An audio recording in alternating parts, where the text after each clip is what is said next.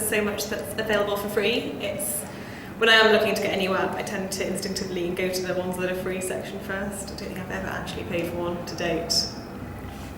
I guess I'd pay for an app if I see that I can save elsewhere. So for example, with texting internationally, I use WhatsApp quite a lot because it helps me keep in touch with family and friends abroad without having to pay exorbitant SMS fees. That's actually the only case that I can think of when I've ever paid for an app. Things like credit for Skype, for example, but that's an in-app facility. But yeah, so it's a matter of saving money by paying a one-time fee. I guess it's down to the function of the app and how much I really need it. Probably if all my friends have it, such as WhatsApp, it's easier to get in contact with friends, or if it's really, really hot at the moment, so everyone has it basically, it's popular. But it would make me pay. I wouldn't pay for an app.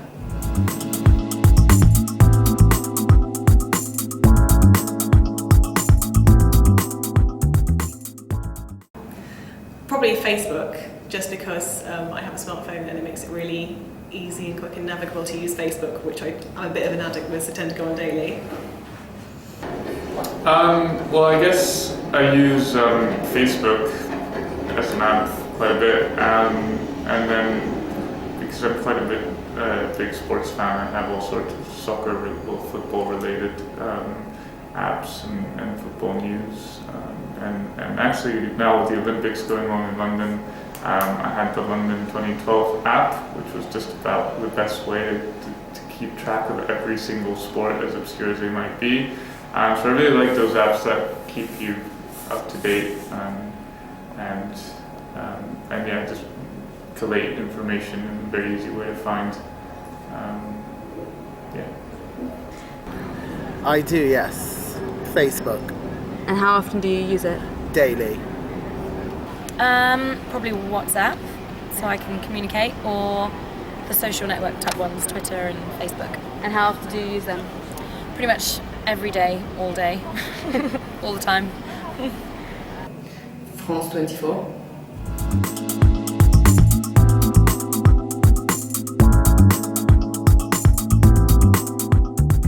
I don't think so. Possibly on something like eBay, maybe, if I was having niggles about the item, but I don't think, apart from that, no. I mean, what makes it an online transaction, I've only stopped it if I didn't feel the website was safe. I usually look for the VeriSign little logo on it, just because I know it's trustworthy. But I use mostly relatively well-known online outlets like Amazon and so forth. So if I start a transaction, I'll probably complete it unless I feel really uncomfortable.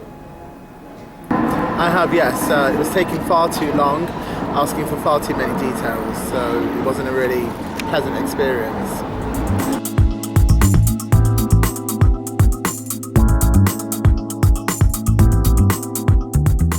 Probably habit more than anything else, actually. It's easier to type in BBC than anything that's got a longer title, so I tend to go there a lot, or equivalent websites to newspapers that I would read. Probably how good it is at collating all the different news articles. For example, I use Google News quite a bit because it's just a good way to find all the different sources in one. Actually, I think there's a good mobile app called Pulse that does just that. It puts together all the different news sources into one. But in terms of going into one particular website, it's really about the name recognition and whether they're known to be impartial or a specialist in a certain area.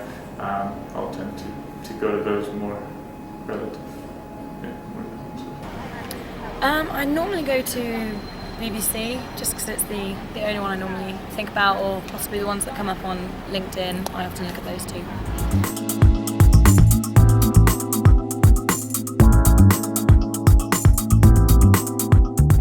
I do, yes. I have a professional one and a I do indeed. No.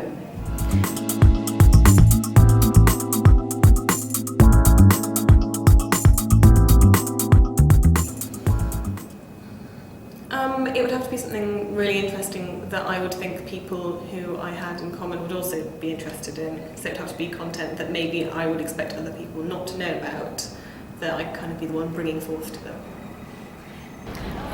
Probably something which everyone is talking about, or something that interests me, such as travel or food, stuff like that.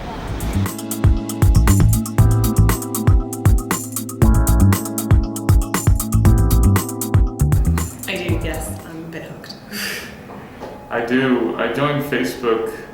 I was probably one of the first 500,000 people to join it because I was studying university in Boston at the time, and my university was one of the 8 first universities that were in the trial phase. So I joined way back when the wall was a little box where you could erase what other people had said, and you could only enter 300 characters. So I've been on Facebook for a while.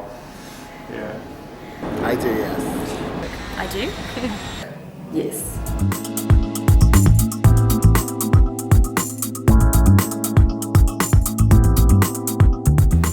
I think with Facebook it's actually more about you wanting to be perceived as someone who would like that brand. So if there was a brand that you really liked but were slightly ashamed of other people knowing you liked, you probably wouldn't.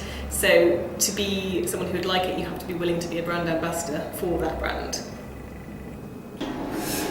That's a good question because I've kept Facebook quite a personal thing. I don't use it to keep track of corporate affairs or any offers or anything like that.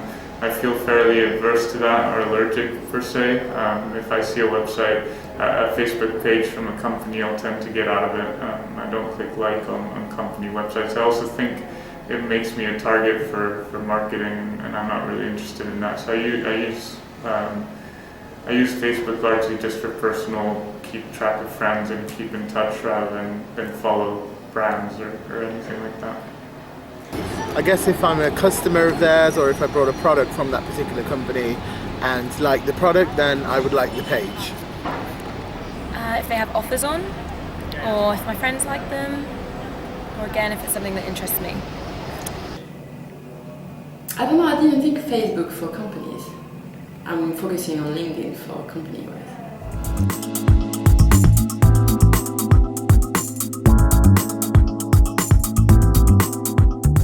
I don't, and I've had farm bill requests, and I tend to not really engage with that sort of content. No, I don't.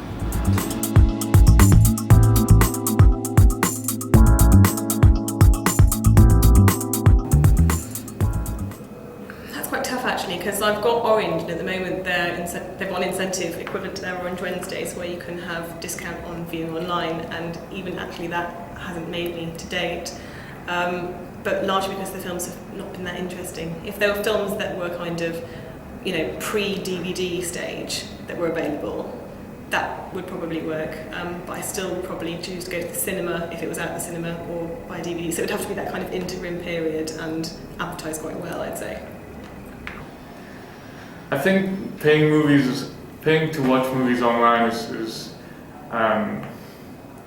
very attractive because, for example, you have services like Netflix or Love Film where you actually pay a monthly fee and you get the DVDs via in the mail. But now they actually have the online streaming option incorporated with your package, so I tend to just watch it included in the package that I pay normally. I think the only time it would actually be attractive to watch something online and actually pay for it would be if, for example, that awkward phase when a movie is in the movie theater and then it goes off and it's out on DVD and you can't really watch it for a few weeks. If there were a way to get around that and pay for it to be seen online, perhaps a bit cheaper than in the movie theater, that would be attractive. But I think probably the competition from these services like Netflix are going to make people a bit more reluctant to pay. I guess it depends on the movie and as to whether I've seen it or not, or as to whether it's a favourite movie of mine. if it's something that is currently on at the cinema, but cheaper than the cinema because it's expensive, and something that's recommended to me. But I usually find them for free, so I don't really tend to pay online.